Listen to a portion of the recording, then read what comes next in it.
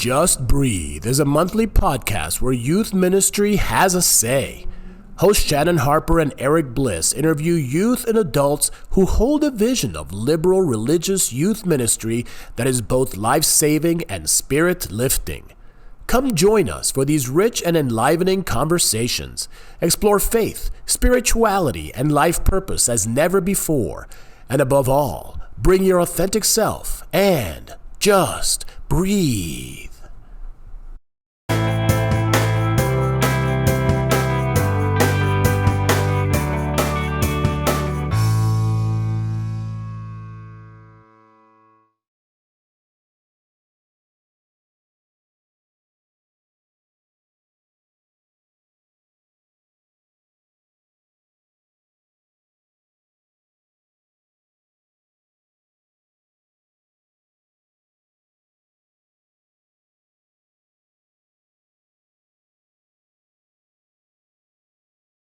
Hello, everyone, and welcome to this episode of Just Breathe podcast. Are we calling it podcast now? Is that what it is, Eric? It's not Is live. It a podcast or is it a live stream? You know, Is it like a video cast? Like there's so many different words, so many different choices. yeah, I feel alive. So Just Breathe a live stream. I don't know. Just Breathe a live cast. In the interest of transparency, friends, we have gotten out of the live production business. It wasn't exactly jiving with our evening schedules. And so we're recording this daytime for you, which will be dropped in the evening. And you're still going to get amazing content and wonderful interviews. But unfortunately, we will not be present. We found that most of our viewership is actually watching this after the fact. And so we want to honor our time, honor our schedules, and still offer a great product. So hopefully you enjoy today's episode. It's going to be great. And you are watching, and we are so happy that you're here and watching. So thank you for joining us. Preach. Ooh, okay. So our check-in today is we're gonna do a weather report, right? I love it. Weather report. Yeah. It's that traditional youth group kind of check-in. Yeah, don't keep it too loose. Keep it tight and refined and on point, on target. What's your weather report like today, Shannon? Let's see. Today I am feeling a little overcast, a little bit of pressure going on, but it's looking like sun is in my near future. My birthday is coming up, so I'm pretty excited. Next week is my birthday, and I just put in my time off, so I'm pretty happy. But I haven't decided how I'm going to spend it. I just know I'm not going to spend my birthday working, which is great. So I just got to wrap up what I got to wrap up so that I can enjoy next week. How are you doing? Well, first I got to say happy birthday. Thank you. Happy birthday to you. Wonderful. My wife's birthday is today, actually. Mm-hmm. A Pisces? And, yeah, that's right. And Pisces rock. Pisces are awesome. They are. I mean, like all Pisces do truly believe that. That's part of being a Pisces, is that we know we are awesome. And I believe that you are awesome. I also believe my wife is awesome. And so I'm going to have to support that. I'm going to have to go down as liking that comment on social media. My weather report, goodness. It was sunny here in Utah and warm for a few days. And now we've got this horrible wind. It's just icy and cold and frigid. And fortunately, that's not what my internal state is like. Today, I put together this lovely lunch of olives and hummus and carrots and naan and these delicious Trader Joe's. Can I say Trader Joe's? Sweet potato crackers with bread and butter pickles. They're so sweet and delicious. And my taste buds are doing a little dance as I think about those delightful bread and butter pickles I had for lunch. Lovely. Yes, this podcast / videocast is not currently plugging Trader Joe's, but we are open to doing that if Trader Joe's wants to reach out to us. We'll take a certainly- sponsorship. We'll take a sponsorship. Yeah, great. I jumped into our check-in and I forgot to talk about our topic. That's okay. That's okay. I do want to invite our participants to check in via the chat. If you have an internal weather report you want to share, feel free in the comments section to talk about how you are doing as you're watching this lovely live stream, live cast. Who's with us today, Shannon? Woo! Today we are joined by members of Sanctuary Boston, which is an amazing congregation community in Boston, which I have had the pleasure of attending several of their. Have you ever actually attended? I'm so Sanctuary jealous. I've Boston? never been. I have several times, and it was Okay. amazing and wonderful. And so we are joined today by Matt Meyer and Karishma Gottfried of Sanctuary Boston. So I'm excited to talk to them about vibrant, and we came up with this together, vibrant and spirited worship, which will be awesome. I can't wait. Matt is a longtime friend and colleague going back to, gosh, I remember Matt at 2009's Laredo Fall Conference for Religious Educators and the incredible storytelling and music that was all woven together throughout this weekend-long event. It was music, it was storytelling, it was dance, it was a training. Reverend Tendaico played a huge prominent role. She was the keynote, but Matt's music just tied it all together in this beautiful bow. And so welcome, Matt. We're so glad you can join us today. So we should get into our introductions, right? Let's do that. Yeah, well, let's do it. Let's do it. Are we? I'm all over the place in our script, Eric. But so that's you okay. ready? That, you know what? It's a script is just a thing. It's just a thing. Okay, well, let me introduce Matt. So Matt's here. Hey, Matt. Matt Meyer is a lifelong Unitarian Universalist with a long background as a musician and worship leader for Unitarian Universalist congregations. He serves as the Director of Operations for Sanctuary Boston, a community of contemporary UU worship that's heart-centered, spirit-filled, down-to-earth, and wicked smart. So good to be with you all.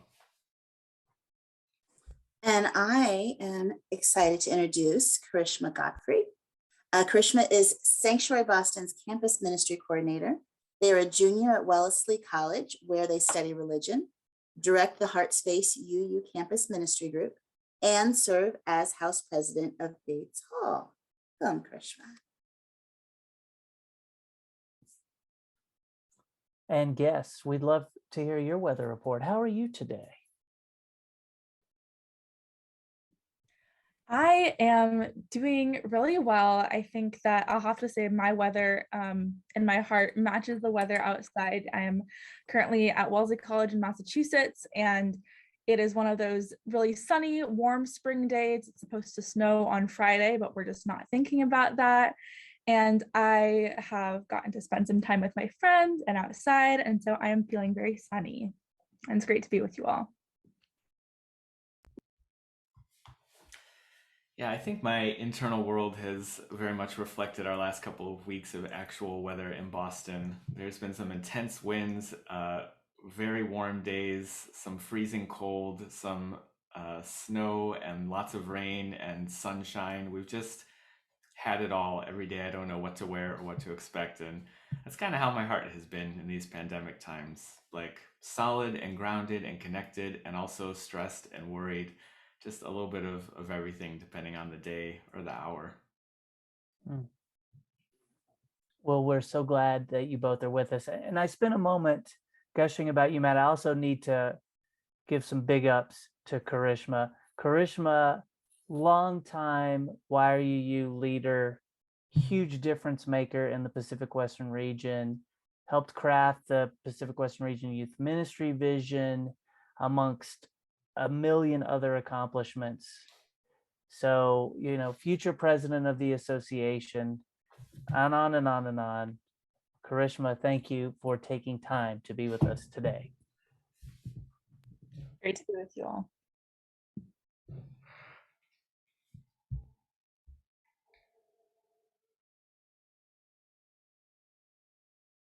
Shannon, shall we dive into questions? Why don't we breathe first? We can Just gonna breathe. say, Yeah. you know what, Bliss? We've been like all over the place. I just went like full disclosure to everyone. Like, I thought I was being all like great, and I was gonna like look at the script, and so that I could look at the script, and I would like, and I have not been. I've been all over the place, and we have not breathed. We've been. Let's like maybe that's the problem. Maybe the problem is that we haven't breathed. So let's. That's the title track. Let's. It is. I was just my time going up. with the flow. We had skipped the breathing, and I was like, all right, we're not doing the breathing. It's one of my favorite things, but we're not doing the breathing. I'm really glad we're doing the breathing. All right. So, all right, everyone. It's called Just Breathe Live for a reason, or Just Breathe something. We're still working that out. If you have suggestions, put them in the comments. But be nice. Come on. We don't need any trolls around here. All right. So, settle in to your space, wherever it may be. Relax your shoulders, relax your neck, soften your belly, soften your gaze, soften all your muscles, all the muscles that you can sense in one sweep of your body. You can wrinkle your toes just a little bit and then let them relax against whatever substrate they are sitting on. And I'll invite you to just take 3 deep breaths in through your nose, out through your mouth. You can think, if you have a mantra, I encourage you to do it. My mantra, long stories, be the tree. I'm going to do that. That can be a subject for some future Just Breathe Live. But in through your nose, out through your mouth. Mantra if you like. Here we go. And out. Second breath, in deeply, fill those lungs. And out. Last big, deep belly breath. And release, and you can shake out any other tension that you have.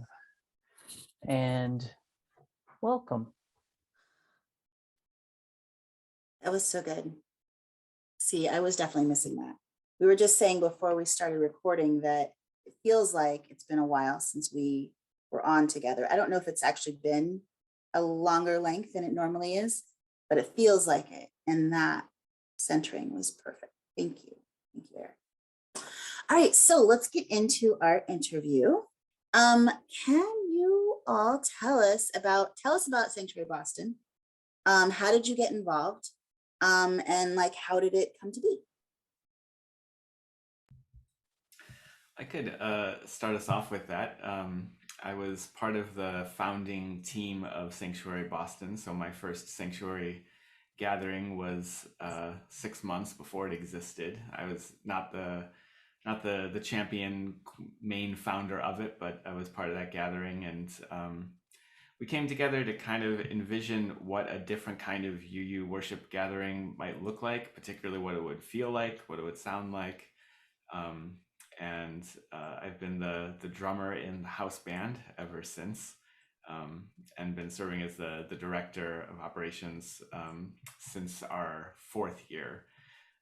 So that was how I got connected with it, talking with other musicians and seminarians and religious professionals about what it might look like to try and make something new and different. And as Bliss was mentioning, I grew up in the Pacific Western region. So I headed over to Boston in the fall of 2019 to start college at Wellesley. And I had heard amazing things about this really cool group called Sanctuary. And I had met Matt before and some other people who were involved. And I showed up, I think, within like the first month or so of moving to the East Coast, and fell in love with that community and have been going to services ever since. Throughout the pandemic, when they've been online, in person, I have been there. And I started as campus ministry coordinator in August. And so I've gotten to be involved in a lot of organizing around some emerging adults in the Boston area and beyond. And it has just made me love Sanctuary even more. This is unfair. The three of you have participated in Sanctuary experiences. I need to get on the ball. All right, it's virtual, right? I can attend it virtually. All right, that's on me. It's happening this weekend.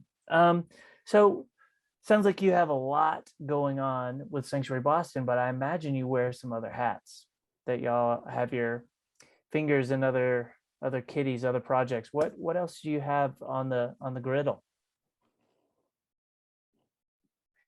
Well, as I mentioned, I'm currently a junior at Wellesley College, so most of my life is being a student. But other than that, I've been doing a lot of guest preaching, which has been really fun. I love traveling around. On Zoom, it makes it even easier to travel around. And as we mentioned in my bio, I also run our campus ministry group here at Wellesley, and we have about 13 or 14 people in it right now. And it's been so incredible to have a group on campus as well. And part of my interest in Sanctuary from the beginning was that since college, my main way of supporting myself has been as an itinerant worship leader for Unitarian Universalist congregations. So every Sunday I go to a different church and do music and preaching and kind of take over for the morning. And I've always been interested in how to create worship that is embodied, that's heart-centered, that's particularly uses music to create connection and find meaning. So that was part of my interest in Sanctuary, and I'm still doing that these days and love it as much as ever. And my other project volunteer commitment these days is working with the Association for UU Music Ministries. I'm on their conference planning committee and their professional development team. And they're doing some really great work to figure out how we can minister to each other in these pandemic times when musicians, like all the rest of our community members, are really struggling with the pandemic and how to be of use and connect. And in particular, I'm playing part of our conference that'll be a song leaders convergence. It'll be the second one, but inviting ministers and religious educators, young adults who lead chants for protests, other folks who lead singing or in the oral tradition, to come and teach each other songs and skills for song leading. So I'm particularly looking forward to that, so we can build a more musical movement together, as we say. So I have a question about that, and I'm going to veer for a minute, because Matt, like when I first saw that, on Facebook, like because it was, the first one was a couple years ago, right? 2019 was the last time the musicians had a conference. So yeah, when I saw it, I was like, oh, that looks really awesome, but it's for musicians, so I'm not gonna go because I have no musical talent whatsoever. I can sing, kind of. I mean, like not well, but I can sing. But didn't learn an instrument. Don't know anything about it. And then like people went who I don't consider musicians either, and they came back and they were like, this was so amazing and so wonderful. And so, is this something that you can like? You said that all these people can come, but should you really have like a musical talent, or is this like? I mean it, and you as well, Shannon, are invited. Yeah, I think for a long time the Musicians Association has focused on the paid staff, the choir directors, the pianists, and because they are the most central part of music ministry in our congregations, and there's so many resources to share there. And I think this convergence is really a chance that we're looking at expanding that circle and saying, all right, the paid staff, the professionals might be the center of the music program, but there's a lot of musicians. In fact, probably most musicians in Unitarian Universalism aren't the staff necessarily. And so, yeah, this is really an invitation to anyone who would just want to come and spend a week singing in community, learning songs, practicing new harmonies, even if it takes practice. Yeah, this is for you and all of those folks. I love that, skill building. And, song is so important to youth and young adult community at cons, or what do they call it in the South? There's like a thing that's not cons, but rallies and cons and GA and all of these things like this, like song, like even Karishma, were you and GA staff when they did like a song? Well, they also do like a song worship, and those are always so popular. So yeah, learning those skills is awesome. Okay, sorry, back to Sanctuary Boston. When you were talking about it, you were talking about this like what would it imagine like a different kind of, I don't know if you use the word alternative, but like worship being. So when you all were like thinking about that inception, and then as you've continued growing and building onto it, what was the void that you felt like Sanctuary Boston was kind of filling in UU worship circles? Yeah, part of my own journey was I grew up UU, but in some ways I still had a conversion experience as a youth by being immersed in the circle worship gatherings and conferences and other camps and things. And, those communities went so deep and so quickly because they used the tools of singing in particular, but other spiritual practice together to really foster intimacy and connection.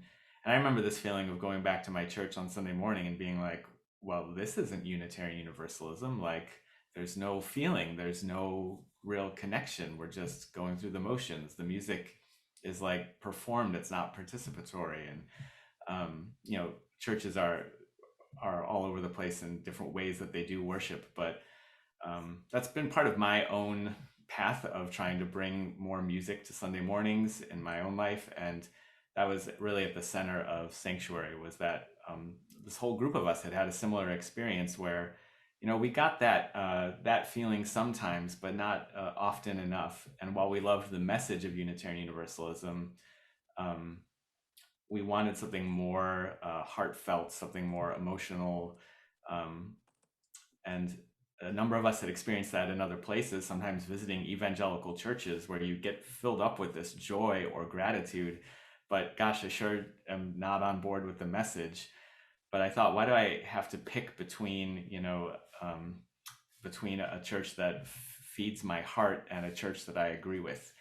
And so a lot of you churches, I think, pride themselves that we don't have to leave our minds or our intellect at the door when we come in. We don't have to leave our reason at the door. But too often we leave our heart or our bodies at the door, and those are just kind of secondary or off to the side. So we started by saying, how do we want people to feel in this space? And then how do we get there? And so we created an order of worship and an arc to the service that is different, but it has a lot more music and different kinds of music. And it was kind of just built with a different framework from the ground up.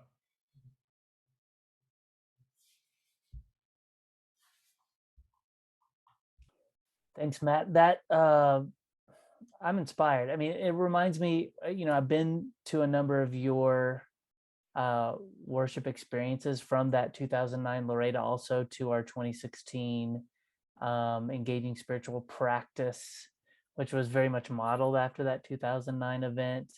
But, Karishma, walk us through a typical sanctuary worship. What elements make it wicked smart and grounded and down to earth and all those things? What's your experience of it? Well, something we like to say at Sanctuary Boston is, we're going to start with singing and then we're going to do some more singing. And definitely the music part of it is super important. It's been really wonderful to have so many musicians and people who maybe don't identify as musicians. I wouldn't say I identify as a musician, and someone called me a musician like last month, and I was like, oh no, I'm not a musician. Like, I just sing and I play the guitar and I've done stuff with Sanctuary, but I'm not a musician. And I think that Sanctuary does such a wonderful job of really making you feel like a part of the community immediately. I mean, after a few times, I was already involved in, greeting people and helping pass out name tags or doing a chalice lighting. And we also like to say, no volunteering without joy. And that is especially coming from youth leadership where there is lots of volunteering and a lot of joy, but also a lot of stress. Sanctuary has been a great place that just everybody is so involved. So there's music, there's ritual, shared ritual. We always do our joys and sorrows. When we're in person, we light candles and sing Sanctuary. We have community members sharing reflections, which I really love. I think that comes back again to more traditional youth and young adult styles of worship, where there isn't like one person preaching a sermon, but there's different members of our community and people outside of our community welcomed in who are sharing their stories. So those are the highlights. Those are the things I can think about. It's been really fascinating to see how we've adapted to a model where we were all on Zoom and now partially on Zoom, partially in person. We've done it outside, we've done it inside. And every time I leave, I feel so, so, so good.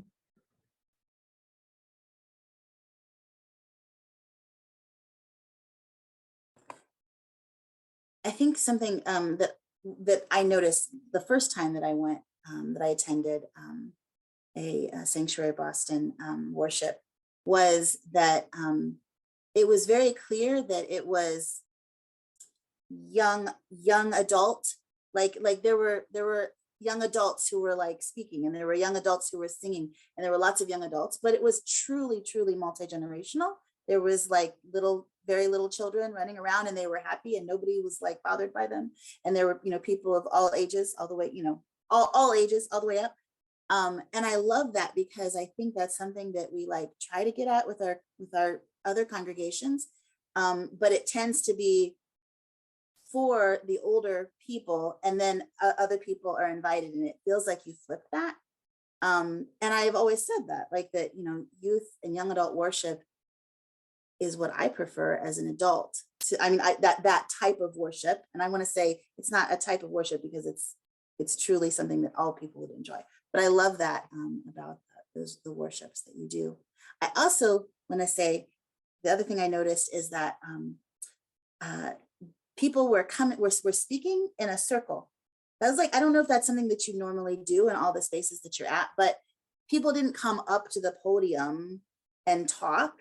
People, like, if you had something, if you had a part in the service, like you were leading something, you just stood up from your seat and you did it. And that felt so, I don't know what the word is. It felt inviting, and it felt like community, and it felt like a group of people who love each other, who are all together worshiping, which is what I want to experience. So lovely.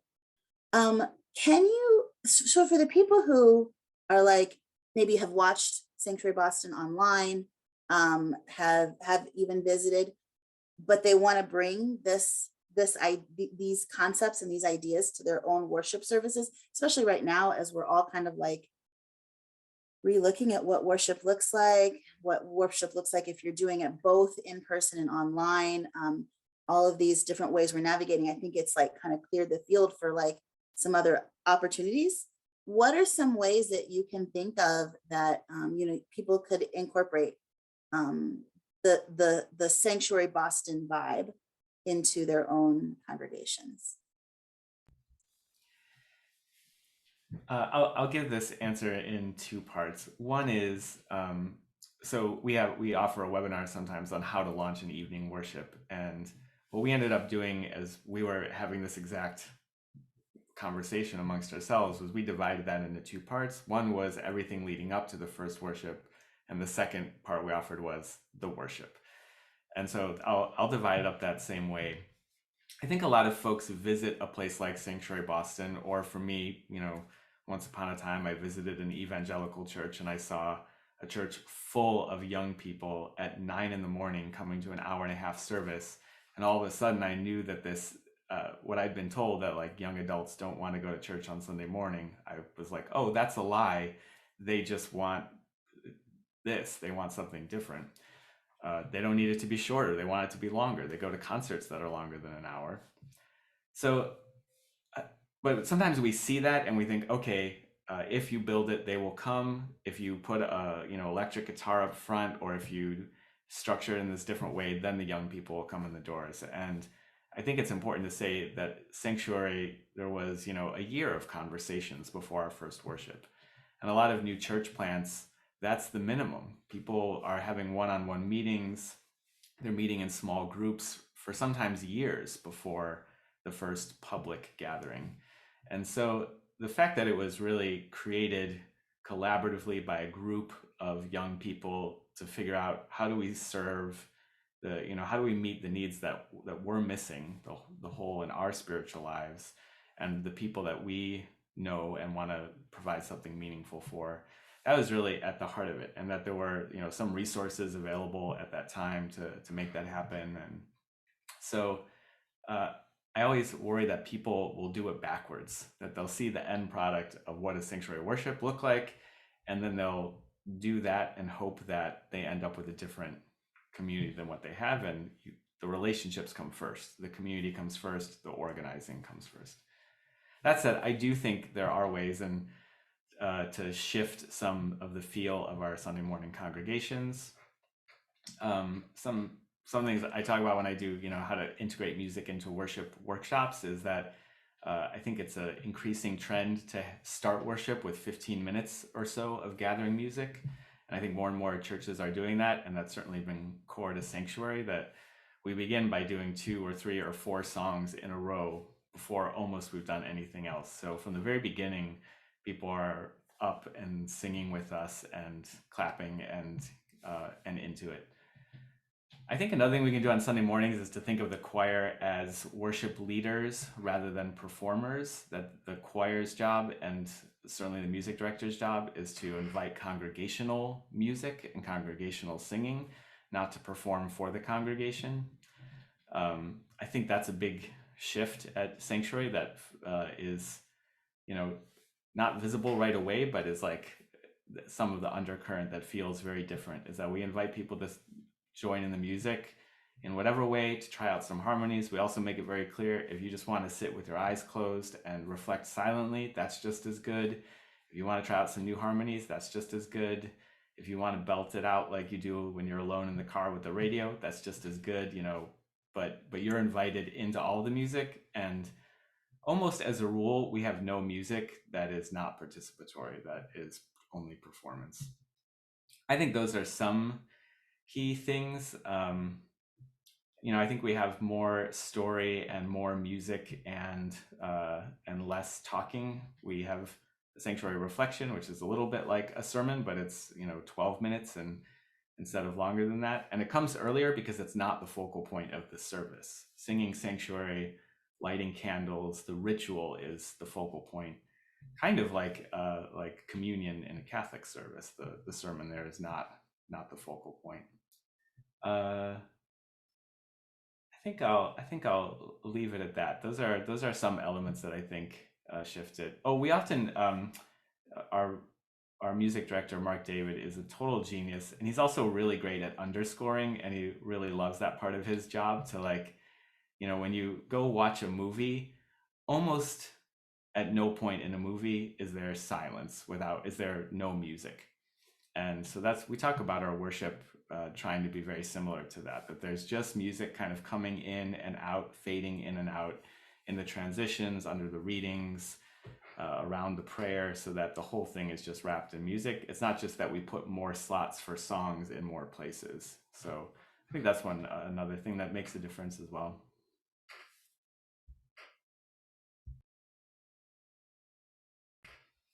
Bliss, you're muted, Eric. Yeah, I was just talking to myself for a minute, getting my thoughts clear. And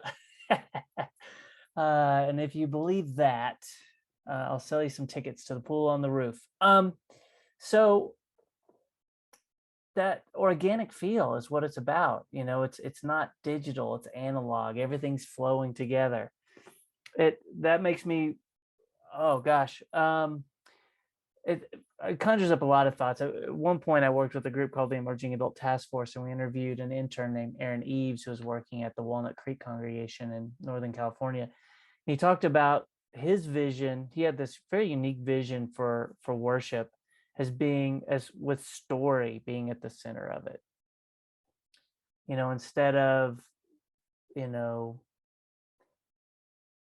these hymn sandwich worships that we put together, or these worships that are centered around a sermon, it's a story that's woven in and out of, and everyone has a part to play in the story. And so this sounds like a very much a musical approach to that same idea of you're not a passive participant. And you know, speaking of participation, Karishma, you have an important role at Sanctuary Boston. What is your role? How does it connect to the overarching goals and the work and this beautiful worship experience that's been described to us? I think the funny thing with youth and emerging adults, especially, and all groups that are designated by age, is as with time, you know, people grow up and age out.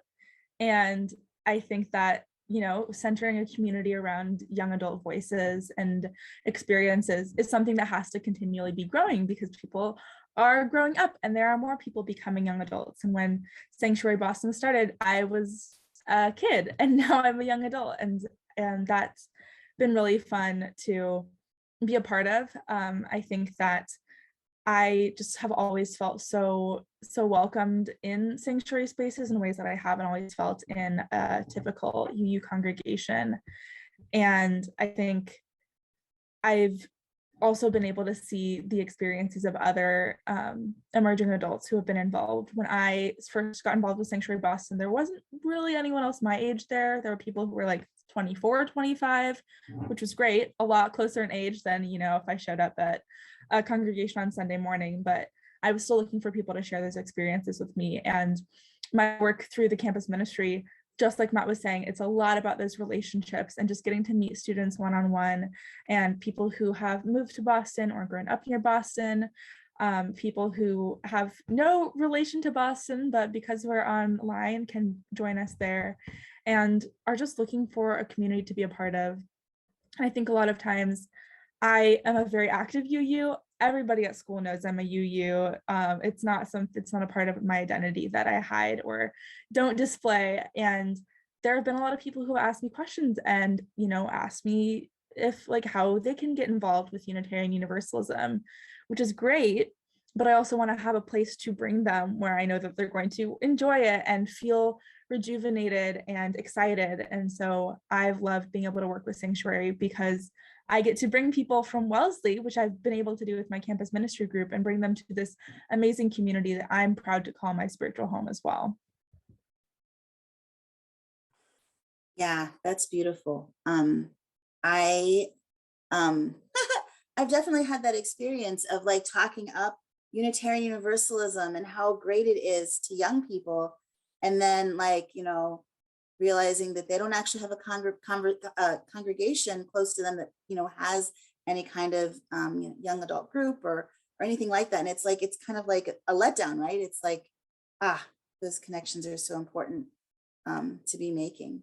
So, you know, campus ministry is something that a lot of we're starting to look into more. Like we were doing campus ministry a lot, especially like in my region. I don't know, Eric, how in Pacific Western region, if you're still doing a lot of campus ministry, but those kinds of groups have kind of like, I don't like to use the word died, but they trickled down, right?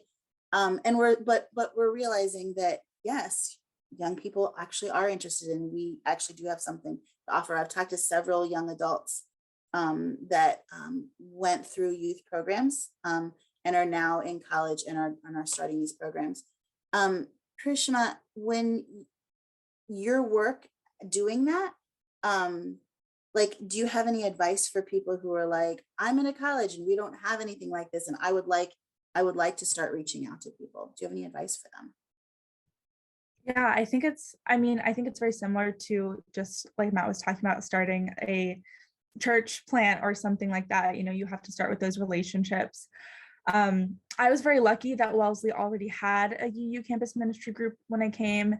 And by lucky, not really so much lucky as, and I did pick Wellesley knowing that there was a UU campus group, because I knew that I would not be able to survive spiritually without something on my campus.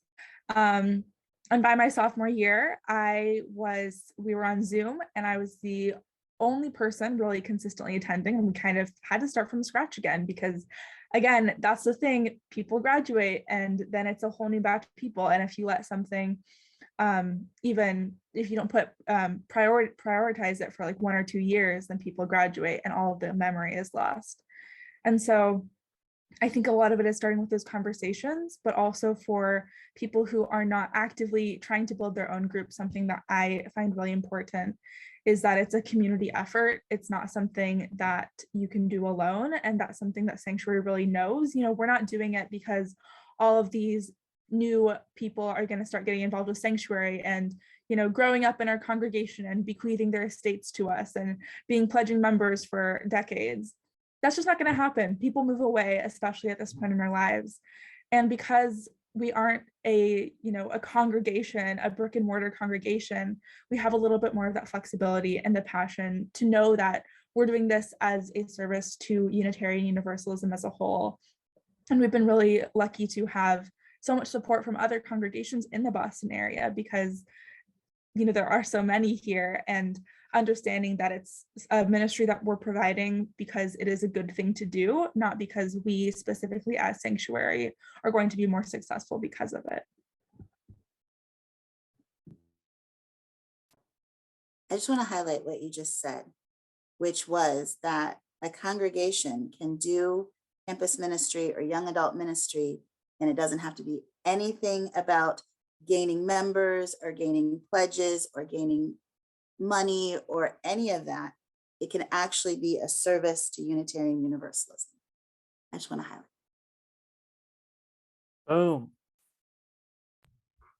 This is a conversation as someone who is doing the fundraising side of this for our campus ministry program. I'm going to congregations in the Boston area and trying to gather a circle of congregations that will support this program for the long haul. And this is a conversation we have over and over, is that in other denominations, particularly evangelicals, they get the importance of campus ministry, and they know that it's bigger and more important than any one institution or one congregation. They know that this is, a time of transition and formation in people's lives that they need to be ministered to, and also a time that is going to, set some of the direction for what's to come in their lives. And so in our UU communities, we do such a good job of ministering to our children and then to our youth, and then we just kind of leave them on their own. And when they go to college, the evangelicals are there, other denominations are there, and Unitarian Universalism is absent. And other folks are more than happy to provide that spiritual home for them. And we know that about 75% of them leave Unitarian Universalism and they never come back. They don't come back when they have children. That's not what the numbers seem to indicate. They're gone and they don't come back. And so, if we want our churches to, even if we, by the like crudest measures, just want more numbers in a larger sense, that means that all the churches that can be supporting campus ministry need to do that, not because that one student will come to their church, but because it's better for the whole movement. I like to think it's bombs. better for the whole world too, but just the world too. Yeah, I can't be more passionate about the emerging adult piece. I refer to emerging adults as kind of a keystone cohort in our movement. And Reverend Stevie Carmody and I are working on a project called Free Radical Ministry, where we're hoping to begin to talk a little bit about the campus ministry conundrum. And sprinkle in that, a lot of young emerging adults aren't going to college. are taking a gap year or working for a year, staying home, particularly because of the pandemic. And so how do you continue to minister to those folks when Sunday service may not be something that is a draw? And so I can't, the free radical ministry is not going to be a silver bullet, but we're really excited about this the possibilities of something that we can offer our folks that right now really doesn't exist. And I love that Sanctuary Boston is filling that gap where y'all are. Shifting gears a little bit, speaking of challenges,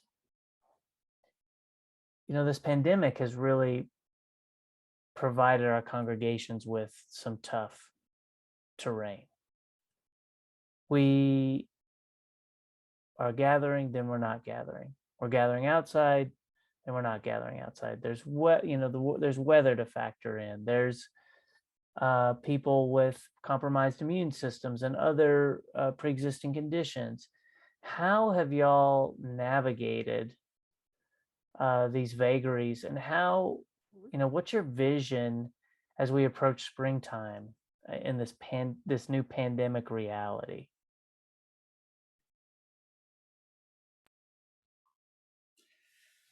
I mean, my heart has just been broken, being in conversation with other religious professionals about how hard this has been. The Great Resignation is real for our ministers and music directors and religious educators. It's been really rough. Sanctuary, we had a conversation when we were just about to go online, like everyone, and had to figure it out real quick. What is this going to look like? And we gathered some of our worship leaders together and talked about what version of this we were going to do, and decided to do, talked about like, how do we make this feel the way it feels in person? So we can't sit in a circle, but let's ask people to stay in gallery view. We're focused on, as many congregations are saying these days, connection, not perfection. So let's do live music. The sound quality won't be as good, but it'll be a little more personal and connecting, we think. Let's do joys and sorrows and figure out how to do that with people sharing in the chat still. Let's still have 12 worship leaders for every service, so it's still multivocal. And that has just worked really well for us, kind of to my surprise. So we have, I think, twice as many people participating in worship now, and ever since we went online, than we did in person in the before times. And that's the same thing with our small groups, are 2 or 2.5 times as many people as we used to have. And I think some of that is like the beautiful connection and dedication to community and vibrant worship and real connection that is at the heart of Sanctuary. I think some of it is just dumb luck. People, we meet on Wednesdays, and so a lot of UUs who have a Sunday morning church are also joining us for worship on Wednesdays. So we're not, they can do both, and so I think a lot of folks are doing both, and that's made expanded who can connect with us. We don't have a religious education program, which I think is probably the part of our churches that have been most hard hit by the pandemic, and so that wasn't hard for us. So that's part of what it has looked like so far. We meet every first and third Wednesday of the month, and fifth Wednesdays when there is one.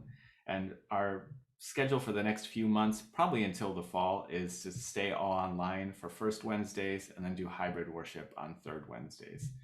Partially for safety, partially because hybrid worship is exhausting. We have about 25 volunteers for every hybrid worship doing all of the different roles, because we try to involve so many people and so many things, and because we don't have a lot of staff.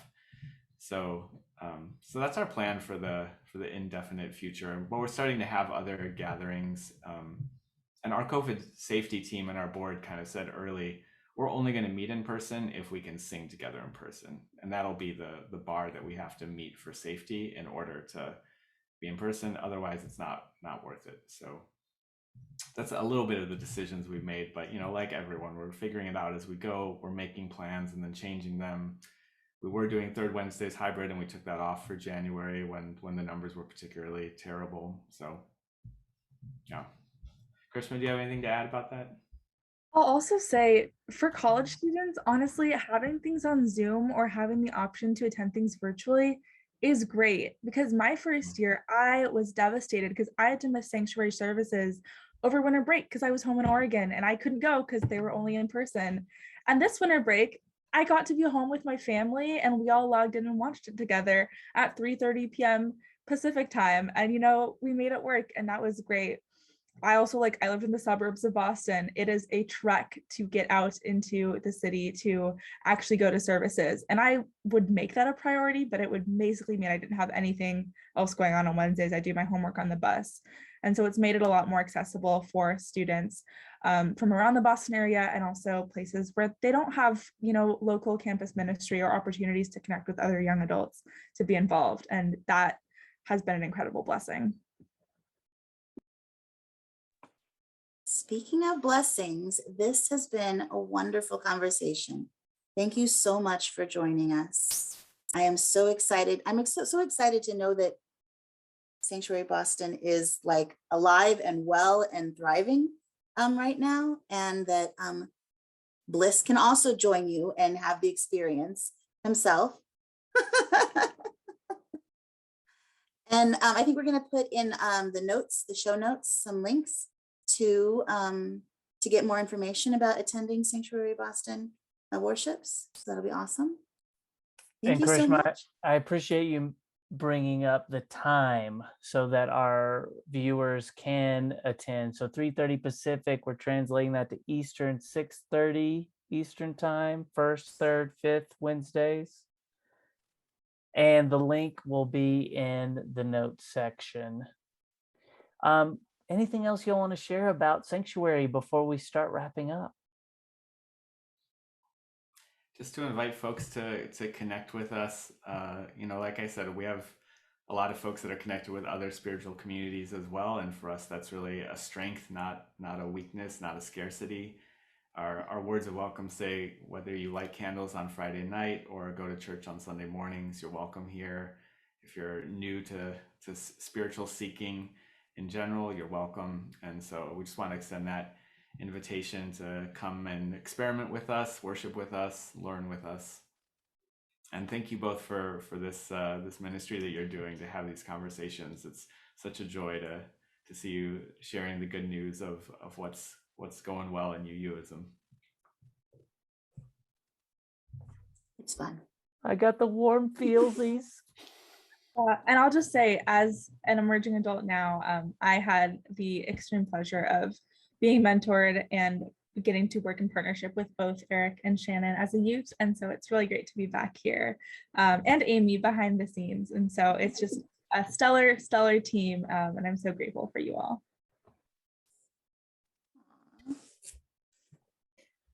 I could do this for hours. It's a love fest. It's a love fest. Our next love fest is going to be in March. It's the last Sunday in March. What date is that, Shannon? Do you have that off the top of your head? You're asking me questions like this, like I'm supposed to be prepared like that. I know, we should be prepared, shouldn't we? March 27th. March 27th is our next Just Breathe Live, and we have some amazing guests. We're going to be meeting with our friends north of the border. Mycelium to use. That's Linnea Granberg, Eric James, and Casey Stainsby are running this amazing youth and emerging adult ministry that spans the entire country of Canada. It's called Mycelium. For those of you who don't know, that's a mutualistic association between mycorrhizal fungal roots and tree roots. Communication happens that way between these organisms, as well as these positive, mutually beneficial interactions. And it's an amazing ministry. I can't wait to get them on the show and ask them more about it. It's innovation. Yes. And so it is time for our whoosh. Matt and Karishma. I don't know if you know about our whoosh, but it's an important part of our show. It's where we do bring our full bodies into the space and we breathe in air deep into our lungs like musicians, singers would. I don't know, something trying to connect the things, and then push it out because we are done and it is over. So big breath in and then a loud whoosh. Whoosh. All done. Bye, everyone. Thank you for joining us. Take care. I'll be well.